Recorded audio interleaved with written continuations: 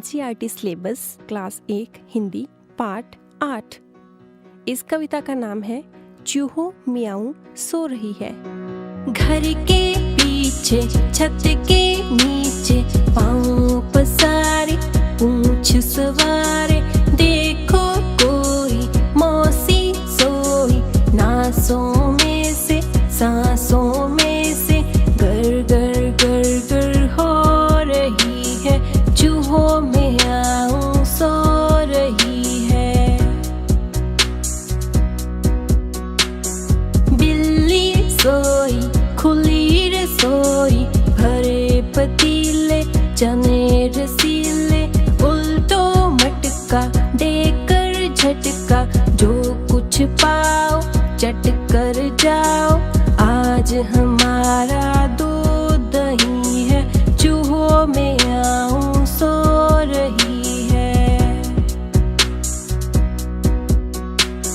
मूंछ मरोड़ो पूंछ सिकोड़ो, नीचे उतरो चीजें कुतरो, आज हमारा राज हमारा, करो तबाही जो मन चाही, आज मची है चूहा शाही, डर कुछ भी चूहों को नहीं है, चूहो मियाऊं सो रही है। चलिए अब हम इस कविता का अर्थ समझते हैं। कवि कहता है कि घर के पीछे और छत के नीचे पांव पसारे एवं पूंछ सवारे बिल्ली सो रही है। बिल्ली मौसी की नाक और सांसों में से गर गर की आवाज आ रही है। बिल्ली सो रही है और रसोई घर खुला पड़ा है।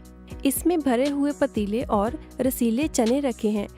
कवि चूहों से कहता है कि एक झटके में मटके को उल्टा कर दो और जो कुछ भी मिले उसे चट कर जाओ, आज रसोई घर में रखा दूध दही सब हमारा है। इसका मतलब यह है कि बिल्ली सो रही है। कवि चूहों को ललकारते हुए कहता है कि अपनी मूछें मरोड़कर पूंछें सिकोड़कर नीचे उतरो और चीजों को कुतर डालो। आज तो केवल चूहों का ही राज है। आज चूहों को किसी का भी डर नहीं है क्योंकि बिल्ली सो रही है। चलो बच्चों, अब हम इस कविता का अभ्यास करते हैं। हम राइमिंग वर्ड्स बनाना सीखते हैं, जैसे कि सोई रसोई, पतीले रसीले, मटका झटका, पसारे संवारे, मरोड़ो सिकोड़ो, उतरो कुतरो। NCERT कक्षा 1 पाठ 9 बंदर और गिलहरी। एक बंदर पेड़ पर बैठा था। बंदर की पूंछ बहुत लंबी थी, इतनी लंबी थी कि जमीन तक लटक रही थी। एक गिलहरी जमीन पर उछल कूद कर रही थी। अचानक उसे पूंछ दिखाई दी। उसने सोचा, ये झूला कहाँ से आ गया? थोड़ी देर पहले तो नहीं था। वह पूंछ पर चढ़कर झूलने लगी। बंदर को गुदगुदी हुई। उसने नीचे देखा। वह हंसकर बोला, बहन गिलहरी, ये क्या कर रही हो? मुझे गुदगुदी हो रही है। गिलहरी चौंकी। बंदर भैया, यह तुम हो? मैं तो तुम्हारी पूंछ को झूला समझकर झूल रही थी। बड़ा मजा आ रहा था। और गिलहरी हंसती हुई पेड़ की डाली पर चढ़ गई। आइए अब इस कहानी का अभ्यास करते हैं। बंदर की पूंछ लंबी थी, इतनी लंबी थी, इतनी लंबी जैसे सड़क। चूहे की मूंछ इतनी घनी थी, इतनी घनी थी, इतनी घनी थी जैसे घनी झाड़ी। भालू इतना मोटा था, इतना मोटा था, इतना मोटा था जैसे गुब्बारा। ऊंट इतना ऊंचा था, इतना ऊंचा था, इतना ऊंचा था जैसे इमारत। चूहिया इतनी छोटी थी, इतनी छोटी थी, इतनी छोटी थी जैसे कण। कुत्ते की पूंछ इतनी टेढ़ी थी, इतनी टेढ़ी थी, इतनी टेढ़ी थी जैसे जलेबी। कोयल की आवाज इतनी मीठी थी जैसे चीनी। तुम तो कितनी सारी चीजें खाते हो, जैसे दूध भात, संतरा केला। इनके अलावा तुम और क्या क्या खाते हो? दूध, रोटी, मक्खन, गिलहरी क्या क्या खा लेती होगी? मूंगफली, बीज, फल। बंदर क्या क्या खा लेता होगा? केला, संतरा, खीरा। जानवरों में कौन कौन उछल कूद करता होगा? गाय, शेर, गधा, गिलहरी, हाथी, खरगोश, बिल्ली, चूहा, कुत्ता, ऊंट। उछल कूद करते हैं गिलहरी, खरगोश, बिल्ली, चूहा, कुत्ता। उछल कूद नहीं करते गाय, शेर, गधा, हाथी, ऊंट। एनसीईआरटी सिलेबस हिंदी कक्षा 1 पाठ 10। इस कविता का नाम है पगड़ी। मैली पगड़ी इतनी रगड़ी, इतनी रगड़ी, इतनी रगड़ी, इतनी रगड़ी, रह गया मैं, ना रह गई पगड़ी। हट्टी कट्टी मोटी तगड़ी, मालकिन झगड़ी, इतनी झगड़ी, इतनी झगड़ी, इतनी झगड़ी, इतनी झगड़ी, तर गया मैं और तर गई पगड़ी।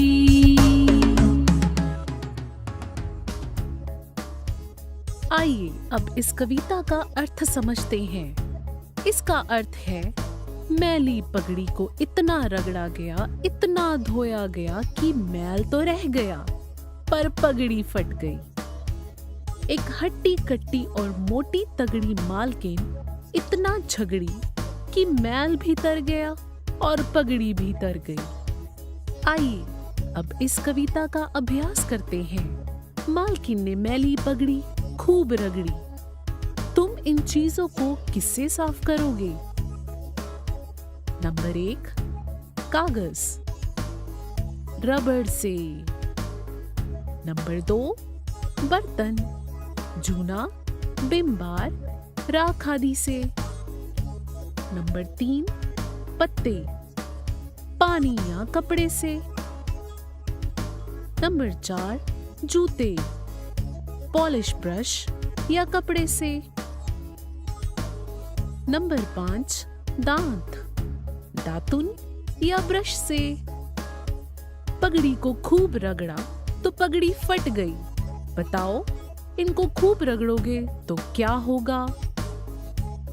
नंबर 1 कागज, फट जाएगा। नंबर 2 बर्तन, चमक जाएगा। नंबर 3 जूते, चमक जाएंगे। नंबर 4 स्वेटर, फट जाएगा। नंबर 5 फर्श, चमक जाएगा। एनसीईआरटी सिलेबस हिंदी कक्षा 1 पाठ 11। इस कविता का नाम है पतंग। सर सर सर सर उड़ी पतंग, फर फर फर फर उड़ी पतंग। इसको काटा उसको काटा, खूब लगाया सैर सपाटा। अब लड़ने में जुटी पतंग, अरे कट गई लुटी पतंग। सर सर सर सर उड़ी पतंग, फर फर फर फर उड़ी पतंग।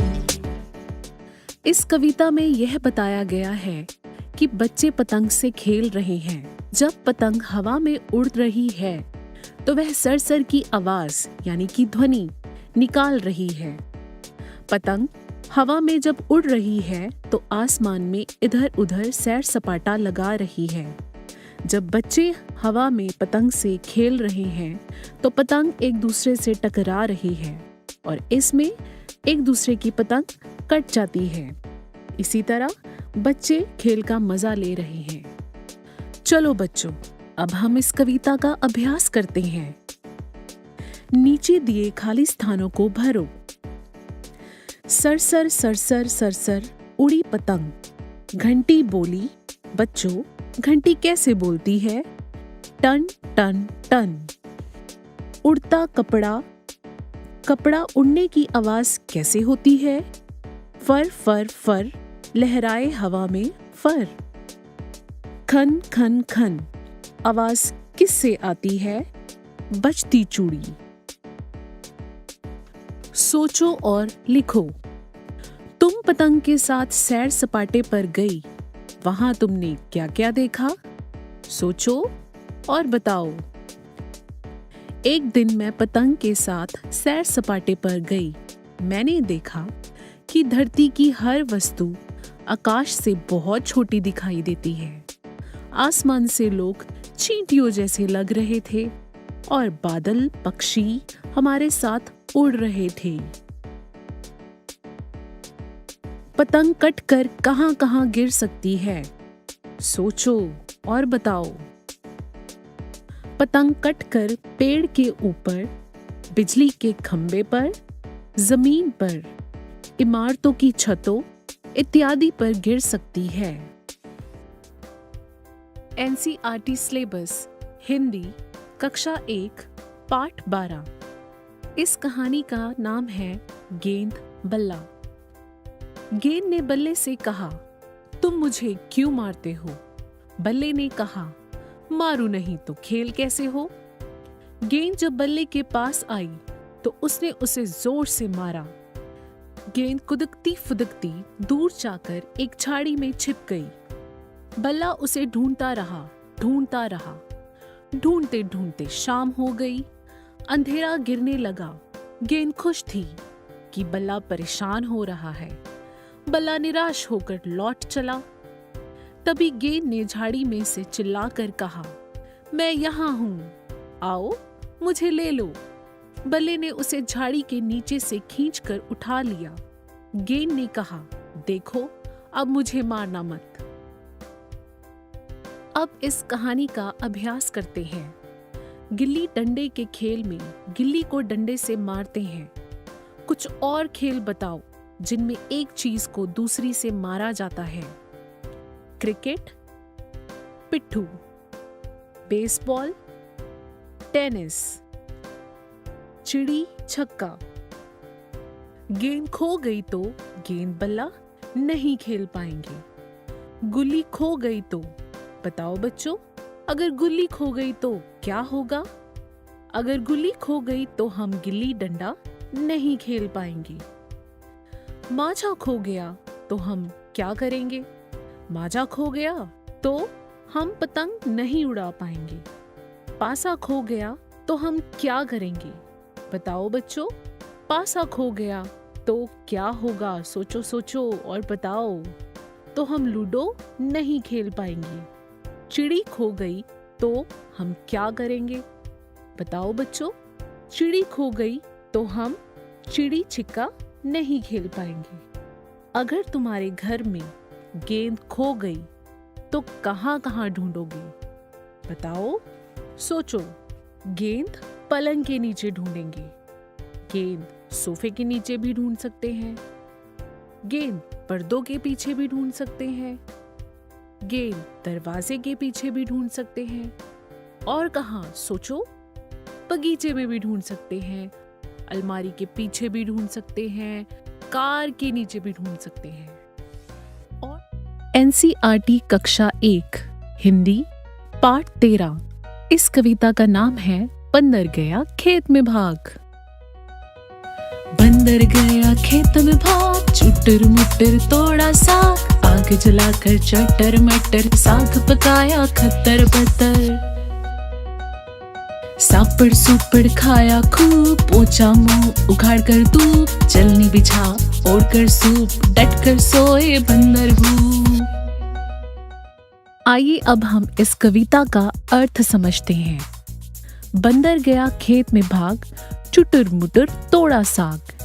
इसका अर्थ है, एक दिन बंदर भागकर जल्दी से खेत में गया और उसने वहां बहुत जल्दी साग तोड़ा। आग जलाकर चटर मटर, साग पकाया खद्दर बद्दर। बंदर ने खेत में एक छोटी सी आग जलाई और उसने उस पर साग पकाया। सापड़ सुपड़ खाया खूब, पोंछा मुंह उखाड़ कर धूप।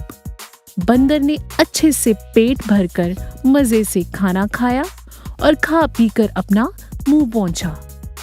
चलनी बिछा ओढ़ कर सूप, डट कर सोए बंदर भूप। बंदर ने चलनी बिछाई और सूप ओढ़ लिया और अच्छे से सो गया। आइए अब इस कविता का अभ्यास करते हैं। बंदर चलनी बिछाकर सूप ओढ़कर सो गया। लिखो, ये कैसे सोएंगे? हाथी क्या बिछाएगा और क्या ओढ़ेगा? हाथी सोने के लिए बहुत सारे पत्ते बिछाएगा और ओढ़ने के लिए एक कंबल चाहिए होगा। चींटी क्या बिछाएगी और क्या ओढ़ेगी? चींटी घास पत्ते बिछाएगी और पत्ते ओढ़ेगी। गिलहरी क्या बिछाएगी? गिलहरी पत्ते बिछाएगी और क्या ओढ़ेगी? गिलहरी पत्ते ओढ़ेगी। शेर क्या बिछाएगा? शेर पत्ते बिछाएगा और क्या ओढ़ेगा? केले के कुछ पत्ते। झटपट झटपट खटपट खटपट, साग पकाया खद्दर बद्दर, खाया सबने झटपट झटपट, पानी पिया सुपड़ सुपड़, मारे खराटे खर खर खर खर, गिरे पलंग से धड़ाम भड़ाम। बंदर खेत से साग तोड़कर भागा। कौन कौन से काम करने के बाद तुम्हें भागना पड़ता है? सोचो, जब घर में कुछ टूट जाता है तो मुझे भागना पड़ता है। जब कुत्ते को मारो और वह हमारे पीछे पड़ जाता है। जब पड़ोसी के बाग से आम चुराते हैं तब मुझे भागना पड़ता है। जब मित्र का खाना बिना बताए खा जाते हैं तब भी मुझे भागना पड़ता है। इसमें कितनी तरह की टोपियां और पगड़ियां हैं बताओ? इसमें 3 तरह की टोपियां हैं और 9 तरह की पगड़ियां हैं। एनसीईआरटी सिलेबस हिंदी कक्षा 1 पाठ 14। इस कविता का नाम है एक बुढ़िया। कहीं एक बुढ़िया थी जिसका नाम नहीं था कुछ भी। वह दिन भर खाली रहती थी, काम नहीं था कुछ भी। काम न होने से उसको आराम नहीं था कुछ भी। दोपहरी दिन रात सवेरे शाम नहीं थी कुछ भी। अब हम इस कविता का अर्थ समझते हैं। कहीं एक बुढ़िया थी जिसका नाम नहीं था कुछ भी। कहीं एक दूर बुढ़िया रहती थी पर उसका कुछ भी नाम नहीं था। जैसे हम सब के नाम हमारे माता पिता रखते हैं, लेकिन उस बुढ़िया का कुछ भी नाम नहीं था। वह दिन भर खाली रहती थी, काम नहीं था कुछ भी। हमारे पास तो करने के लिए बहुत सारे काम होते हैं, खत्म ही नहीं होते, पर उस बुढ़िया के पास कोई काम नहीं था और वह पूरा दिन खाली रहती थी। काम न होने से उसको आराम नहीं था कुछ भी। जब हम काम कर कर थक जाते हैं तब हम आराम करते हैं, पर उस बुढ़िया बेचारी के पास कोई काम न होने के कारण वह थकती भी नहीं थी और ना ही वह आराम कर पाती थी। दोपहरी दिन रात सवेरे शाम नहीं थी कुछ भी।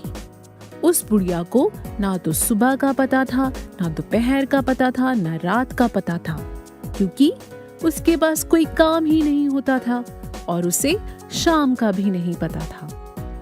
आइए अब हम इस कविता का अभ्यास करते हैं।